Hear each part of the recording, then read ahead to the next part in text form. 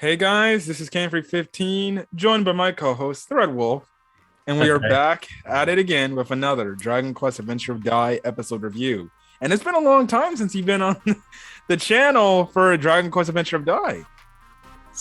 Life gets in the way. Life gets in the way. But hey, I'm here now, so.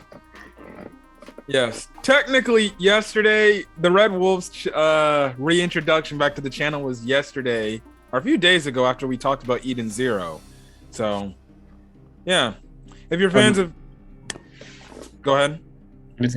Oh, if you're fans of Eden Zero, well, you can get our reviews of episodes of that, which we'll try to do episode reviews of that every week. But here we're back with Dragon Quest, and it's been a long time since you talked about Dragon Quest. So before we get into the real episode, you don't have to talk about we're not going to skim or talk about the past episodes, but what are your thoughts on the last couple of episodes over the weeks you've been gone?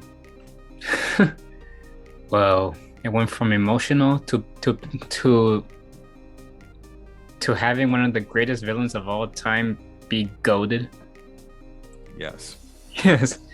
I'm just gonna say this: after these few episodes, Hadlar has become one of my, well, if not my favorite anime villain of all time, of all anime history. That's all I'm gonna say after this. Crazy. It's funny because I saw your Instagram story and you did say Dragon Quest Adventure of Die is one of your favorite animes of all time. Yes, it's up there. Definitely up there. I mean, it's not even finished yet. Look, I'm still gonna stand by this. I still think that this anime is gonna go up to 100 episodes. I still think so. Definitely could be. We're talking episode 60, but we'll see. Anyways, guys, let's talk now. Again, the reasoning why we did not give a Dragon Quest Adventure of Die episode review last night was, well, I was watching the Clippers at the time, and I did watch the episode, but by the time I was finished watching the Clipper game, it was too late. So, types of things happening. I never thought I could say the Clippers got in the way at that for quite a while, but hey, thanks to sports, it got in the way of a review. But today we're reviewing this. I know this is going up later today. I actually had a football banquet I had to go to because I was actually a coach for one of my teams. My friend over here to do his laundry and stuff like that. But hey, we're here right now, so let's get to it. So this is Dragon Quest Adventure of Die, episode 60. Now, the episode starts off with Hinako and Crocodile in their cell where they're kind of hung up and everything, and Mr. Vern comes in. Mr. Vern kind of tells them, listen, you're going to die, get killed, or you're going to be executed in 2 days. Now, if you serve me, none of this won't happen, but he's mostly talking to Hinako. He's like, drink this cauldron worth of dark magic or dark energy in it, and I'll let you free and be my subordinate. And Hinako, he's like, I'll think about it. Yeah. And obviously, Mr. Vern's like, okay, fine. Just make sure you tell me your answer before we end up executing you. And Crocodile starts to lash out to the point, like, I'm guessing as he's trying to move or break, he's getting electrocuted and shocked at the same time, but he's kind of just not even feeling it, and he's just yelling at Hinako saying, like, how could you do this? You would actually betray us after everything we've been through? I thought you were a more honorable person than this and everything. But what does Hinako say? Look, if you truly think of me as your friend, then you have to trust me on this.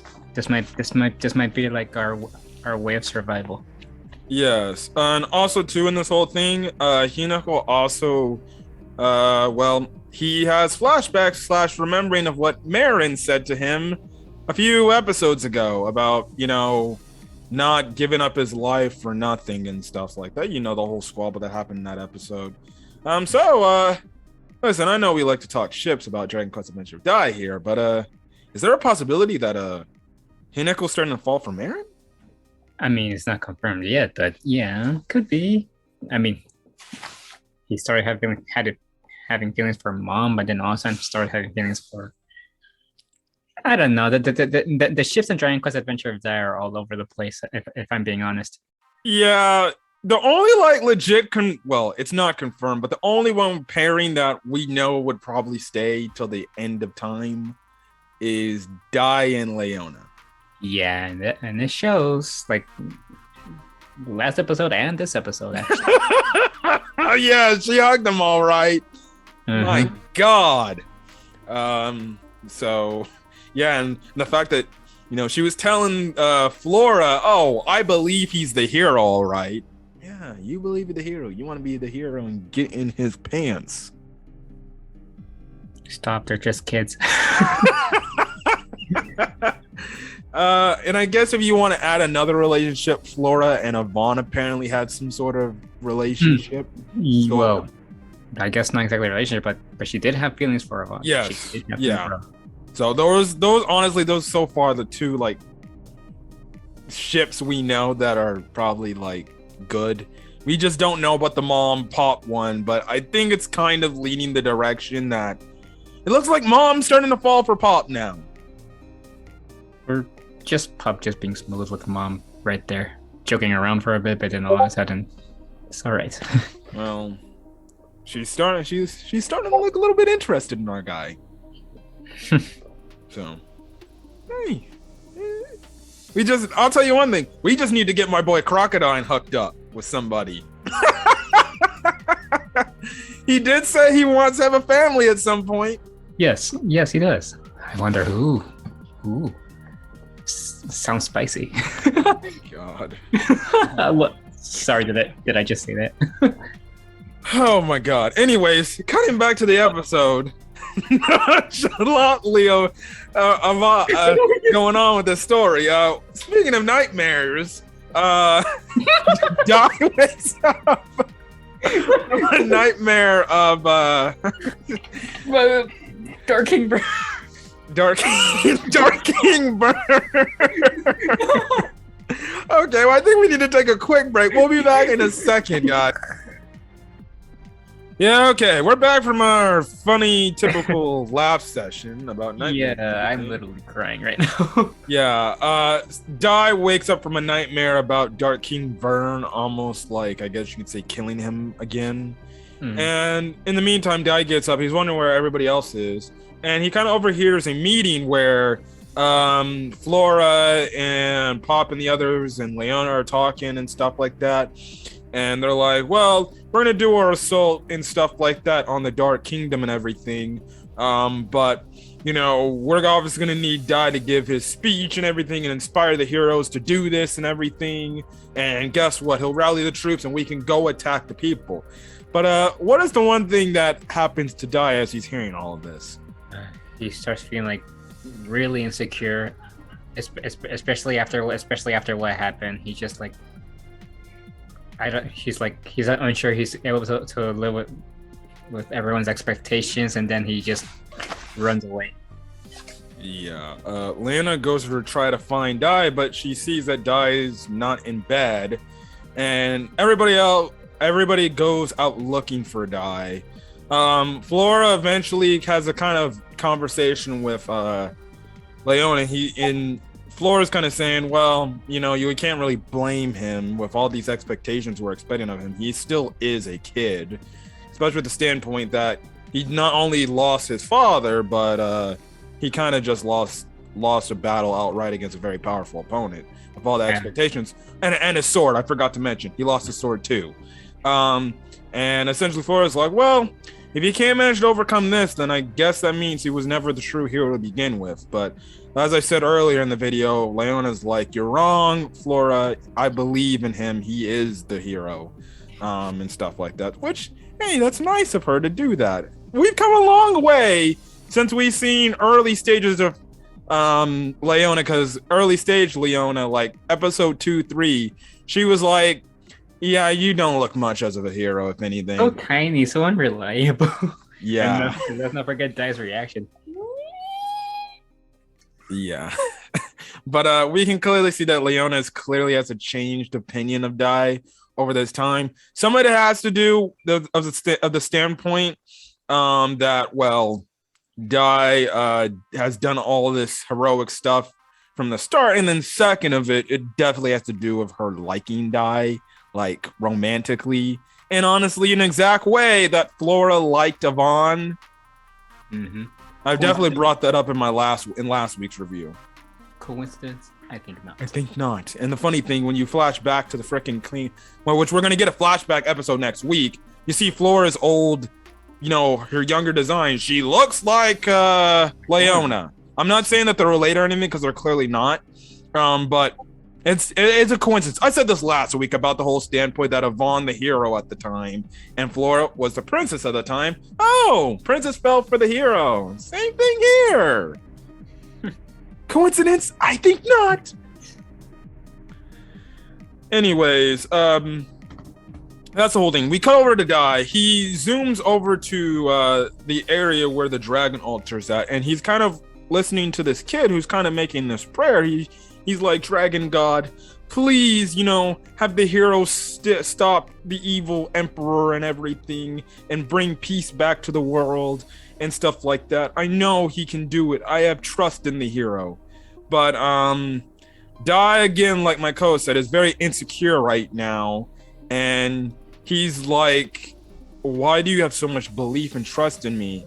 I went up against Dark King Vern and I lost easily. He defeated me with utter ease. There's no chance that I can win. Even the dragon god told me in the afterlife that, Dark King Vern's stronger than a god.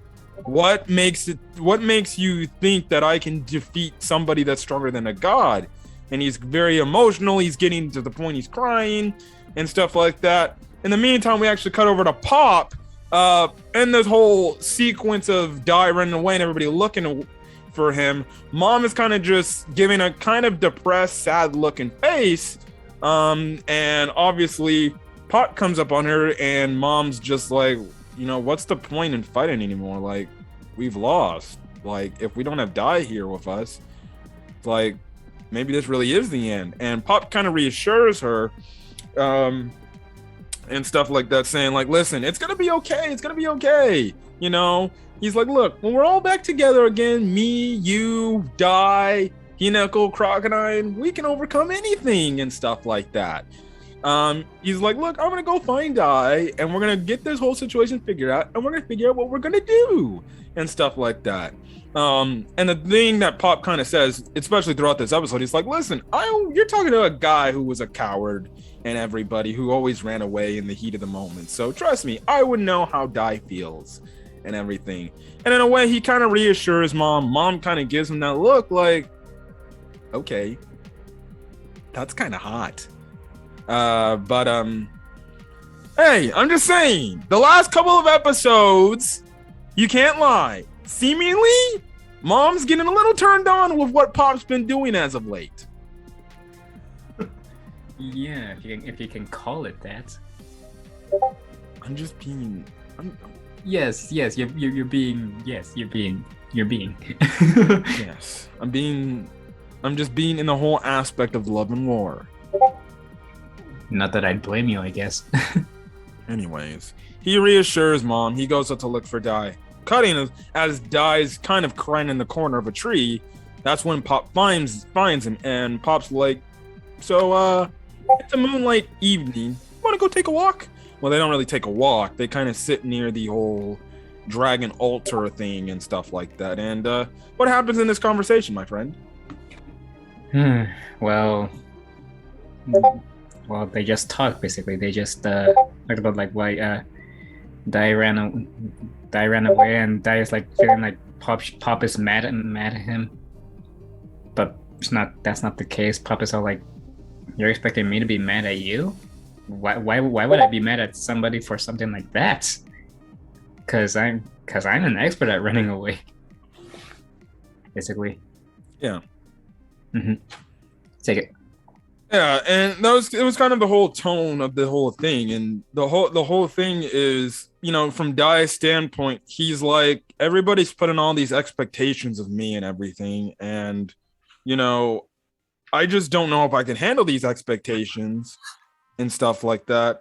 As I'm looking through my notes, he goes on to make a mention, and he's like, listen, over the journey we've been together, everybody's called me the hero this, the hero that, and stuff like that. And people hold me to a high pedestal that I don't believe I can handle, especially with what happened in the last fight against Dark King Vern, and stuff like that.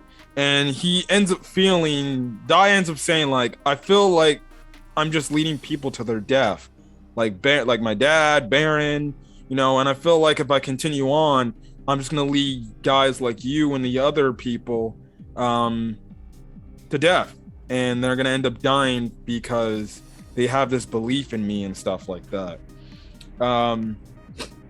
And essentially, Popp kind of refused this statement and says, I understand, you have a lot on your shoulders you got to handle.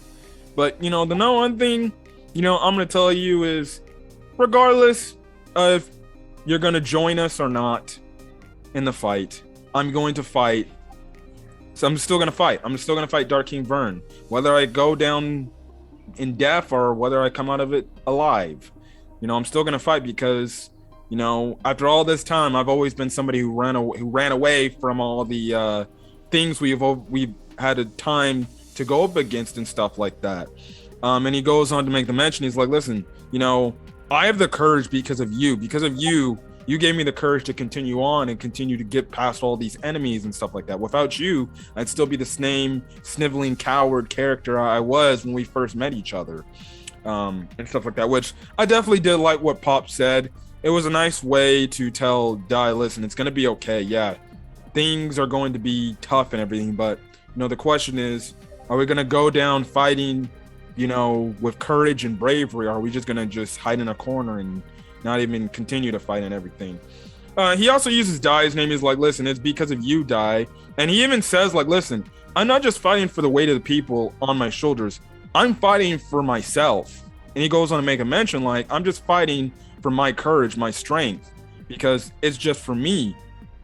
Because yes, we can say, yes, it's obviously you have a lot on your shoulders when you fight for other people, but at some point when you have to be brave and fight for yourself, that's the whole thing that Popp was coming across and saying and everything. Eventually Popp's like, okay, I'm gonna go, regardless, if you want to come join us and everything, that's up to you. It's your decision to make. I'm not going to force you to make this decision. Which, funny enough, is a nice, I like this whole callback to the standpoint. It was back when Dai freaking lost his memory and Popp tried to instill all this stuff on him to try to get his memory to come back. Now, obviously, Dai with amnesia wasn't really wanting all this and stuff and things like that. Popp, we've seen the development grow where he's like, I'm not going to push any of this on you. I understand what you're in. But listen, it's up to your decision. If you want to do this, more than welcome. I'm not going to look at you any different if you don't join us and fight. But I would have loved it if you guys, if you would come join us in fighting against the enemy. Definitely did like the speech. Definitely the best part of the episode. So yeah, and it's that whole dynamic between Dai and Popp, where it's like, oh, the right-hand man or the best friend character to the main character that always has, I guess you can say, they're back whenever they need it when they're in the down stretch. Essentially, this is kind of the arc where I guess you can say main shonen protagonist goes through a rough spot and, they need to find some way to get out of it. Anyways, continuing on, we have a meeting between essentially all the allied forces, and Dai comes out and he's talking to everybody. And what does Mr. Dai say? Want to take it? You don't have to say all of it. You can just say just a skimming effort of it. Yeah, he basically says, like, well, Dark King Vern is much stronger than I am and stuff, and I'm not gonna be able to win without all you guys' help and stuff. It was basically the gist. Essentially telling him, listen, I'm not stronger than Dark King Vern. I might lose, but I'll fight with you guys. And this gets everybody excited and happy and everything. And they're like, yeah, we'll fight with you. And of course, Leona jumps on top of him. Yeah. Pause. Okay. Shush. Anyways, Dang! She's happy that he's back, and at his old self, and everybody's happy that dies back to his old self. You get a nice shot with everybody, and stuff like that. So the episode essentially ends off with Flora going on to say that well, we're going to attack in 2 days, and the thing is, we have a whole plan to do this, but we'll be able to do this with a spell called Glimmer, which is a more advanced spell than what Yvonne could do with Glimmer. And the thing behind this whole thing is the fact that Flora says the fifth Yvonne, the fifth student of Yvonne will use the spell. And what happens is she pulls out her charm of Yvonne that Yvonne, and find out in a flashback, Yvonne gave it to her. And what is the interesting thing we find out about these charm necklaces? That they're also charmed with like to protect the one who wields them. Yeah, against essentially dark magic users, and that's when Dai, Popp, and Mom essentially put 3 heads together and like, so you're telling me in the entire all these battles up to this point, when we were put in situations where we could have been killed, we essentially were protected by our master because of these charms. And Flora's like, yep. So that's pretty interesting to say, and in a way, it's kind of cool because it's like, oh, a piece of Yvonne is still protecting them, and in a way, Yvonne's still living vicariously through them. So these necklaces aren't just like a way of graduating from his like course and everything, his teaching courses. They're like legit have a great implement on their lives. To the standpoint, it's actually a protection charm. Mm-hmm. So that's the whole thing there. Now, who do we eventually find out who's gonna be the 5th student of Yvonne? Leona. Yes, surprisingly, which then again, it's like the opening, or really the ending from the last ending kind of gave it away, because they were lining up all the students of Yvonne. Mm-hmm. And you can say the second opening of the second ending of this series gave it away. That, oh, well, clearly Leona's gonna be joining the party, albeit she has to pass this test in the Cave of Trials, and she essentially has to bind the Glimmer spell with herself to be able to use it. Because if they use a Glimmer spell, they can be able to deactivate the force field around Dark King Vern's palace, which will then grant them entry, so they can end up saving Hinekal and Crocodile, and then, well, final battle, here we come. But as the episode ends off, we find out in this labyrinth of the Cave of Trials and stuff like that, it's kind of filled with monsters and everything. And Flora, with the episode ending off, tells Leona, listen, I have a story I have to tell you about Yvonne. And that's where the episode ends off. So next week, we're going to get a flashback episode around Yvonne fighting Hadlar at some point in time. And then I'm guessing after this episode, we'll come back and see the trial of Leona. It kind of reminds me of the part in Re:Zero when Amelia in the second season had to do this trial to overcome her demons and stuff like that. But I'll keep that as spoiler free as I can say. Still watch it if you're into Re:Zero, but that's the whole thing there. But very good episode. Definitely did enjoy this episode. I had a blast watching this, and can't wait for next week. Yeah, me too. So, yes, again, sorry for the late upload, but hey, we're here now, so we'll be good. But other than that, guys, if you guys like the video, leave a like. Put in the comment section your thoughts on this week's episode of Dragon Quest Adventure of Dai and stuff like that. I guess the question of the day is, who do you ship who with? And please don't get spoilers with. Anyways, hit that subscribe button if you want to get more Dragon Quest Adventure of Dai content, as well as any other anime content on the channel. As well as we are actually going to be doing a Sword Art Online progressive movie review next week on Wednesday. Me and the Red Wolf. And let's just say, if you like SAO, well, please be in tune for Wednesday's video to see my very passionate rant from my co-host he has planned up after he sees this movie. Yes, I have and there's a lot of things I want to get off my chest to you SAO/Asana haters out there. I got a lot of big words to say to you guys. Yeah, so look forward to SAO Progressive review Wednesday. We're seeing it December 7th on Tuesday night, but it's going to be very late by the time we make the review. So we're going to do it the following day. It should be going up Wednesday. And yeah, other than that, you don't only have to hit subscribe button to my channel, but I'll leave a link in the description to my co-host channel. You can subscribe to his channel. He does gameplays and stuff like that. So yeah, but other than that, we're gonna get out of here, guys. Hopefully, you guys have a great rest of your day or night when checking out this video. Until then, guys, we'll see you guys on the next video, which is more than likely either an Eden Zero video or, obviously, like I said earlier, the SAO Progressive movie review. We'll be doing a non-spoiler and spoiler review. So how we'll break the movie review up. If you're not new to any of my movie reviews, you check up on the channel. I'll also state this point again in my movie review for this movie. We will be covering non-spoiler stuff first. Well, I guess it will start off with the rant.